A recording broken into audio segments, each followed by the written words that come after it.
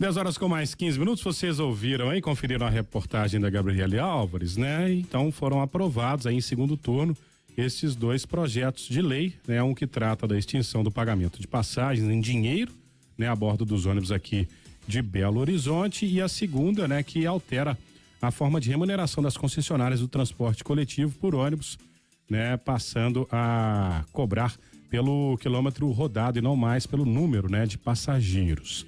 E no fim de fevereiro, uma entrevista à Band News FM, né? A gente conversou com o André Dantas, superintendente de mobilidade aqui da PBH. Na ocasião, ele afirmou que a aprovação desse segundo projeto seria determinante para manter o congelamento da tarifa dos ônibus aqui da capital em R$ 4,50 a partir de fevereiro. E a gente vai repercutir agora, né? O andamento dessa votação, desses dois projetos de lei, e ver se essa proposta efetivamente, né, pode solucionar algumas questões relacionadas ao transporte coletivo por ônibus. E para falar sobre esse assunto com a gente está o André Veloso, do movimento Tarifa Zero. Quem está nos acompanhando aí pela nossa live no YouTube pode acompanhá-lo em imagens também. Seja muito bem-vindo, André. Primeiramente, é um prazer tê-lo aqui na Band News FM mais uma vez. Obrigado por ter nos atendido. Bom dia. Eu que agradeço. André, então vamos começar falando, né, sobre a aprovação ontem, segundo turno, desses dois projetos de lei. Como que o movimento Tarifa Zero enxergou essa aprovação? Vocês concordam, né, com tais projetos? O que você pode dizer para a gente, por favor? Então, vamos lá. São dois projetos bem distintos, né? Falar primeiro da retirada da cobrança por dinheiro de dentro do ônibus. Esse projeto a gente tem ressalvas, assim. A gente acha que ele pode ser mais excludente do que includente, né? O propósito do projeto é você aumentar a velocidade de embarque das pessoas, né, e portanto, aumentar a velocidade operacional dos ônibus, né, na capital, ao mesmo tempo que de uma certa maneira, um acordão com as empresas de ônibus para que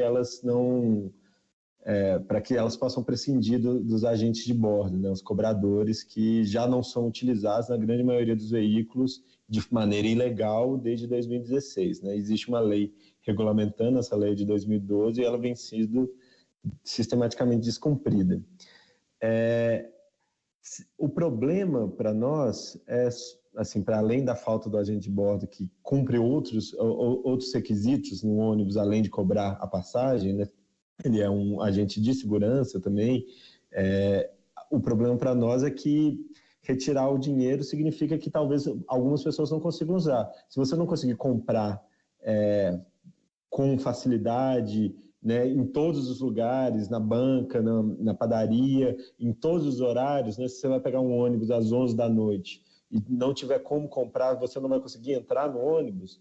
Esse é o tipo de questão que está em aberto e que tem que ser respondida por esse projeto piloto que está previsto na lei também. Mas vamos ver. Eu espero que a gente esteja enganado e que esse projeto realmente não exclua mais passageiros e que ele aumente a velocidade do ônibus mesmo. André, quem fala é Murilo, tudo bem? Tudo bom. André, eu queria assim um comentário seu para além desse projeto. Como é que você está vendo aí houve melhoria na questão do transporte coletivo em Belo Horizonte? Vocês que acompanham há muito tempo aí essas idas e vindas, né? Vamos dizer, essa extinção da BH Trans, criação de secretaria, há uma maior participação, como foi prometido também, da sociedade civil nessa questão, no pensamento aqui do transporte coletivo em Belo Horizonte. Como é que está a situação? Eu queria uma opinião sua mais geral sobre a situação do transporte hoje em Belo Horizonte. Se houve alguma evolução ou se não, estamos parados no mesmo lugar? Não, o que aconteceu foi a sangria foi estancada, né? A aprovação do PL de subsídio no ano passado possibilitou que o sistema parasse de piorar, né? E a tarifa continuasse congelada. Mas assim, a gente não melhorou, a gente não saiu do lugar. O que o novo PL, né, o 442, que mudou a forma de remuneração, prevê, se ele for bem administrado, é uma ampliação da oferta a partir da mudança de como o sistema, como as empresas recebem dinheiro. Hoje elas recebem por passageiro, que significa que elas lucram com ônibus lotados e perdem dinheiro com ônibus vazios nas madrugadas e finais de semana, e mudando a forma de remuneração, elas ganham o mesmo tanto de dinheiro com ônibus vazio ou cheio, né? Não importa o quantos passageiros tem. Então, a gente espera que, se bem administrado, haja um aumento da oferta e uma melhoria, principalmente nesses horários em que as empresas estão deliberadamente retirando ônibus. Sobre a participação popular, ela piorou, né? A gente não...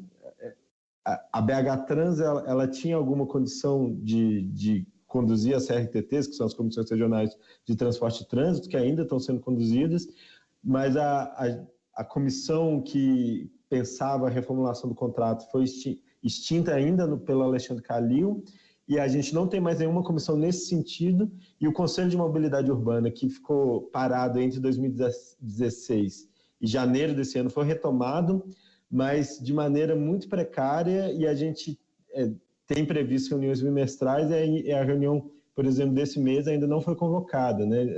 A gente vê claramente que a Prefeitura não está interessada na participação da sociedade civil no debate dessas grandes mudanças. O André Veloso, do Movimento Tarifa Zero, e o que vocês pretendem, mesmo diante, né, desses dois projetos aprovados em segundo turno, agora com o prefeito Fábio Neumann para sanção ou veto, o que vocês, por exemplo, do Movimento Tarifa Zero, pretendem fazer ou planejam, né, para que realmente a população seja ouvida, seja atendida e deixe de ser a maior ou única prejudicada? Olha, a gente, assim, sempre luta para reforçar, né, a participação popular, aumentar o Conselho de Mobilidade Urbana, que ele tenha caráter deliberativo de fato, né, e que as demandas da população sejam escutadas.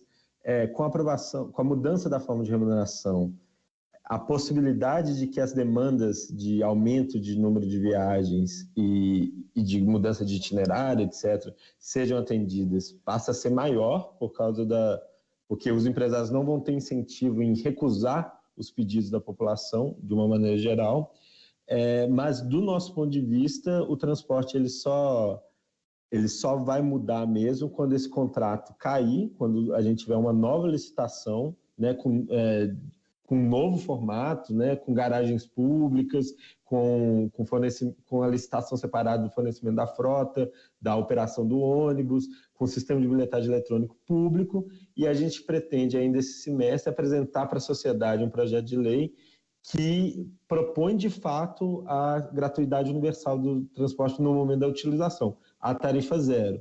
Isso significa que a sociedade como um todo, e não só os usuários, pagariam. A gente prevê aí uma contribuição do setor o comércio, a indústria, né, setor empregador, de R$60 por mês, dependendo do número de empregados, que assim, seria suficiente para a gente chegar em R$1,5 bilhão, que é o volume de recursos que a gente precisa para que o transporte seja gratuito e de qualidade, né? Não adianta ser de graça e não passar, não adianta ser de graça e o ônibus cair aos pedaços, a gente sabe disso. Tá certo, a gente conversou com o André Veloso, do Movimento Tarifa Zero, falando aqui, né, sobre estes projetos de lei aprovados ontem em segundo turno na Câmara de Vereadores aqui de Belo Horizonte, sempre com temas polêmicos. André, mais uma vez, obrigado, viu, pela participação, um ótimo dia para você. Eu que agradeço, ótimo dia, estamos à disposição. Valeu.